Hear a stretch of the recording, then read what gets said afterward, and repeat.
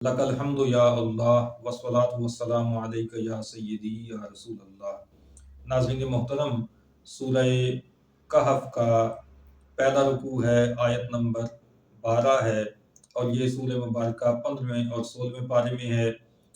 मक्किया सूरत है। इसकी आयत नंबर 12 में इरशाद रब्बानी है, सुम्मा बअसनाहुम लिनअलमा अय्युल हिज़्बैनि अहसा लिमा लबिसू अमदा। इस आयत मुबारक के कुछ तराजुम आपके सामने पेश कर रहा हूँ, ज़रा तवज्जो और गौर से समात फरमाइएगा। मौलवी महमूदुल हसन देवबंदी ये साहिब हैं जो देवबंद के बड़े अकाबिरीन में शामिल हैं। 1851 से 1920 तक इनका ज़माना हयात है। ये तर्जुमा करते हैं, फिर हमने उनको उठाया कि मालूम करें दो फिरकों में किसने याद रखी है जितनी मुद्दत वो रहे। असहाबे कहफ के हवाले से जो इख्तिलाफ पैदा हुआ, उनके अपने अंदर दो गिरोह बने या उस ज़माने के जो उस शहर के लोग थे उनके दो गिरोह बने या बाद में मुसलमानों में दो गिरोह बने या कुफार में दो गिरोह बने, ये मुख्तलिफ इसमें अक़वाल हैं जो मुफस्सिरीन ने ज़िक्र किए हैं। बहरहाल दो गिरोह हुए और उनके वहाँ पर सोए रहने की मुद्दत पर उनका इख्तिलाफ हुआ। तो उस हवाले से इरशाद फरमाया गया कि फिर हमने उनको उठाया कि मालूम करें दो फिरकों में किसने याद रखी है जितनी मुद्दत वो रहे। मालूम करें के अल्फाज पे ज़रा गौर की ज़रूरत है। अशरफ अली थानवी बहुत बड़ा नाम है और ये वो साहिब हैं जिनको देवबंद में हकीमुल उम्मत कहा जाता है। 1863 से 1943 का ज़माना पाया इन्होंने। इनका तर्जुमा ज़रा मुलाहिज़ा कीजिए, फिर हमने उनको उठाया ताकि हम मालूम कर लें कि उन दोनों गिरोह में कौन सा गिरोह उनकी रहने की मुद्दत से ज़्यादा वाकिफ था। तीसरा नाम मोहम्मद जूनागढ़ी, 1890 से 1941 तक का ज़माना।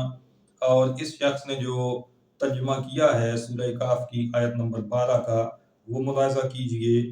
फिर हमने उन्हें उठा खड़ा किया कि हम ये मालूम कर लें कि दोनों गिरोह में से उस इंतहाई मुद्दत को जो उन्होंने गुजारी किसने ज़्यादा याद रखी है। मोहम्मद जूनागढ़ी के बाद अब मुलाहिज़ा कीजिए अब्दुल माजिद दरियाबादी का तर्जुमा। 1892 से 1970 का दौर है इस शख्स का।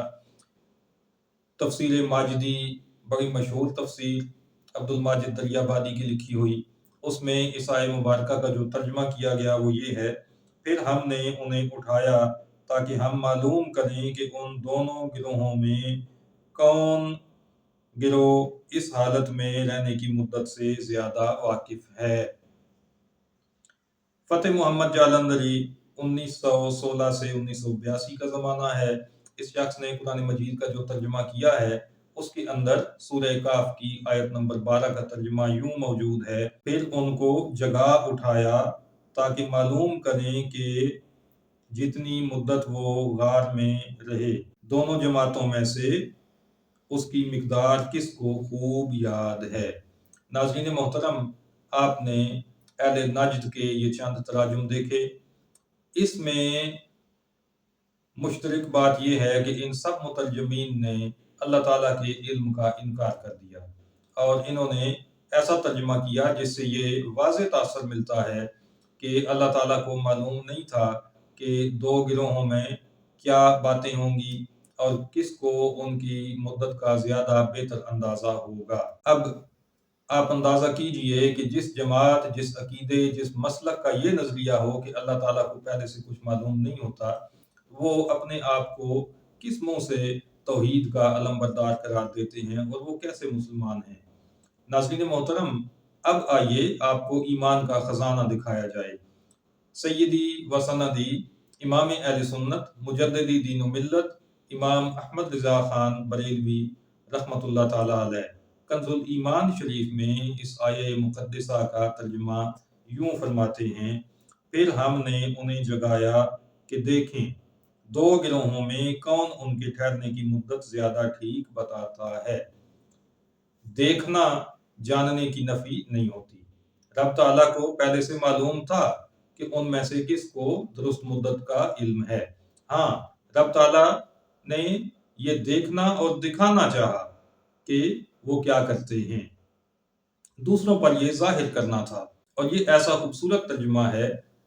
معلوم کرنے کی بجائے دیکھیں کا لفظ رکھ کر اعلیٰ حضرت نے اللہ تعالیٰ کے حوالے سے اپنے خوبصورت ایمان کا اظہار کیا اور ہمارے ایمان بھی بچائے ہیں اللہ کے علم کے انکار سے۔ اللہ تعالیٰ اعلیٰ حضرت رحمۃ اللہ تعالیٰ علیہ کی قبر پر کروڑوں اربوں خربوں رحمتیں نازل فرمائے، ان کی قبر مبارک کو نور سے بھر دے اور ہمیں ان کا فیضان قیامت تک نصیب کیے رکھے۔ ناظرین محترم، جب بھی قرآن سمجھنے کی اور کسی کو سمجھانے کی ضرورت پیش آئے تو کنز الایمان ہی سب سے بہتر ترجمہ ہے۔ اسی کو اختیار کیجئے، اسی کو پھیلائیے، اسی کا پرچار کیجئے، اپنا بھی ایمان سلامت رہے گا اور دوسروں کے ایمان کو بھی آپ بچانے میں کامیاب رہیں گے۔ اللہ تعالی ہمارا حامی و ناصر ہو۔ وما علینا الا البلاغ المبین۔